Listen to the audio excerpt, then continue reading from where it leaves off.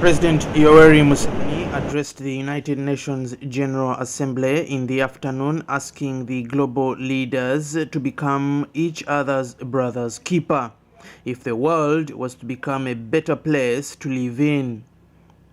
Museveni identified ideological disorientation, market fragmentation as some of the bottlenecks hindering the vital progress on the African continent. The past global agendas.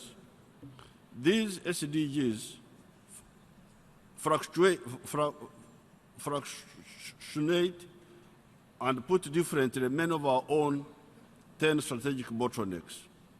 These are ideological disorientation, a weak state, especially the army that needed restructuring, the suppression of the private sector, the underdevelopment of the human resource, i.e. lack of education and health, the underdevelopment of the infrastructure, i.e. the railways, the roads, electricity, the telephones, piped water, etc., a small internal market, lack of industrialization, the underdevelopment of the services sector, the underdevelopment of agriculture, and the attack on democracy.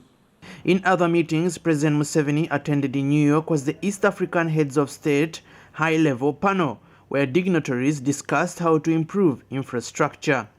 According to Patrick Bitature, Chairman, Uganda Investment Authority, says the discussion focused on tourism, agriculture, and infrastructure tailored for the region. We dealt with three major areas. Number one was tourism, and how to have our integrated tourism to bring together the players, all the actors together for a one-day dialogue every year in a rotating basis in the East African region.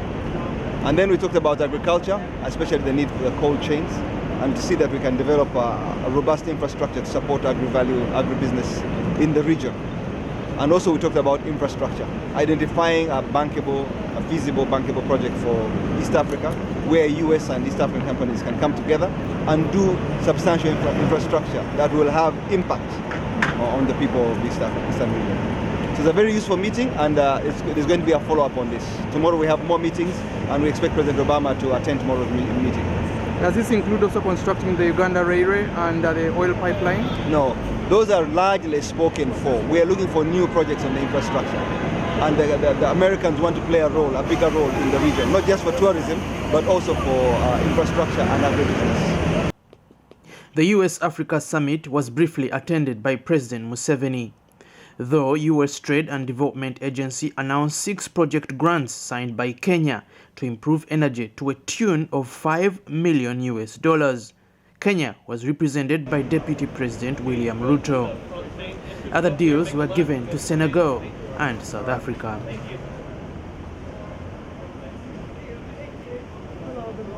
Africa's entire GDP is still only about the GDP of France.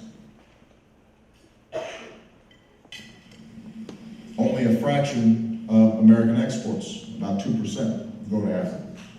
So there's still so much untapped potential. And I may only be in this office for a few more months, but let me suggest a few areas where we need to focus in the years ahead. We have to keep increasing the trade that creates broad-based growth. The President of France, François Hollande, also condemned the opposition detention in the current election crisis at the country, seeking to decide on who should become the next president in the DRC Congo.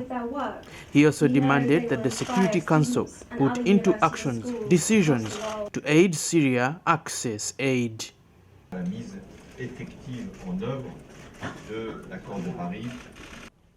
Just the other week, the President of France met the President of Uganda, Yoweri Kaguta Museveni, in Paris, and they discussed a number of issues concerning how they can partner to be able to develop both countries. But this time around, we got the privilege to meet the President of France, François Hollande, who has condemned the election aftermath which is taking place in the DRC Congo, saying that the detaining and the arrest of opposition members is not acceptable. He also went on to say that the refugee crisis in Syria is an example that Security Council, which has 5 members, that is China, Russia, UK and US and France, they should move into action as quickly as possible to aid the people there. So far, food that is coming into Syria cannot be able to enter that country. Access to food is not there. Health is not possible. Education is so hard. And now that Uganda has become a model